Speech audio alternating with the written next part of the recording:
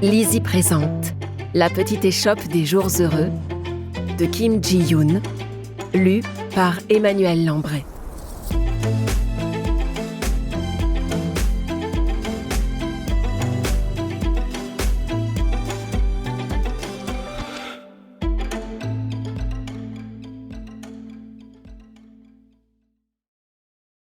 Chapitre 1.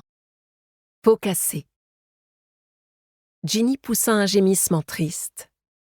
Ce chien blanc de race Jindo, âgé de 9 ans, dont le vieux Jang s'occupait depuis la mort de sa femme, n'arrivait pas à faire ses besoins à l'intérieur. Seule la cour et les balades lui permettaient de se soulager. Le vieux Jang laissait toujours la porte de l'entrée entrebâillée, au cas où. Mais elle s'était refermée à cause du vent en ce jour de printemps tardif.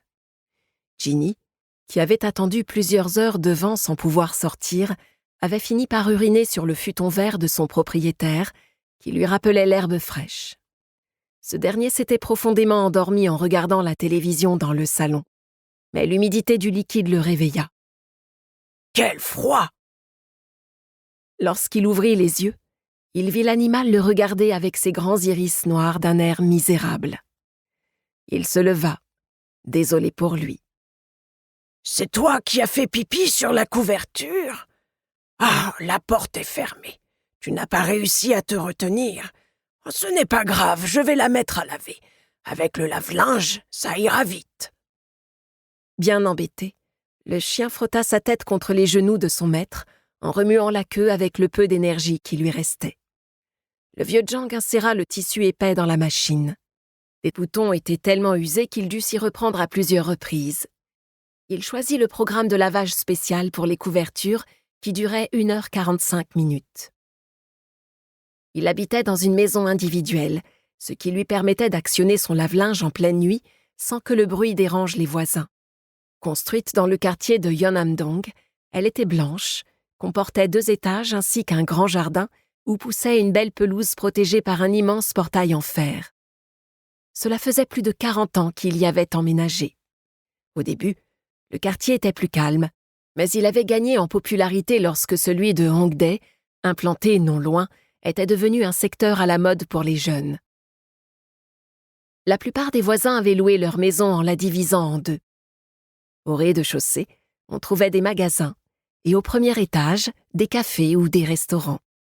Celle du vieux Jang appartenait à cette rare espèce d'immeuble encore habité. Il y avait 3 pièces au rez-de-chaussée, et 3 autres à l'étage, soit 6 en tout. Ne vivant plus qu'avec son chien, il avait pensé plusieurs fois à déménager, mais il lui était difficile de quitter cet endroit rempli de souvenirs des jours heureux passés avec son épouse. Un magnolia, un jujubier, un plaque minier et des pieds de vigne bordaient le jardin. Près du portail se trouvaient des pots où des bourgeons de balsamine et de roses plantés par sa femme étaient sur le point d'éclore. S'occuper de toutes ces plantes ainsi que de l'intérieur de la maison était épuisant pour ce propriétaire fatigué, mais il savait que sa femme serait heureuse si elle le voyait en prendre soin depuis le ciel. Après avoir bu un verre d'eau tiède, il attrapa la télécommande.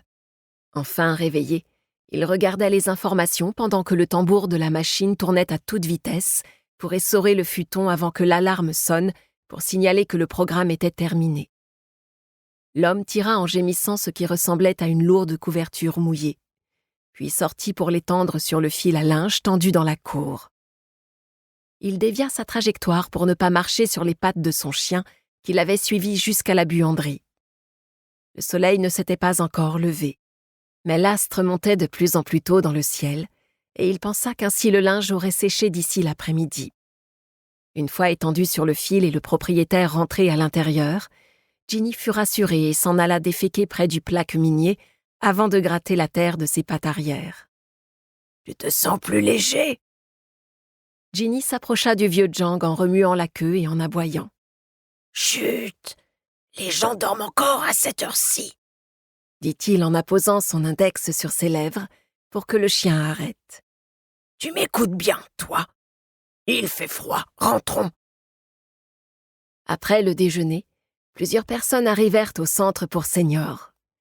Les rassemblements de septuagénaires étaient rares à Hongdae, connu pour être un quartier de jeunes. Monsieur Zhang, j'ai excessivement mal au genou en ce moment. Avant, c'était seulement quand je marchais, mais maintenant ça me lance même quand je suis assise ou allongée. Que pourriez-vous me conseiller? Avait demandé Madame Hong, après avoir bu une gorgée de café soluble qu'elle avait mélangé avec de l'eau dans une bouteille en plastique. Monsieur Wu, qui était le rival du vieux Zhang, la réprimanda sans attendre. Il n'y connaît rien. Nous espérons que vous avez apprécié cet aperçu. Pour continuer à écouter ce livre audio sur Google Play Livres, utilisez le lien dans la description de la vidéo.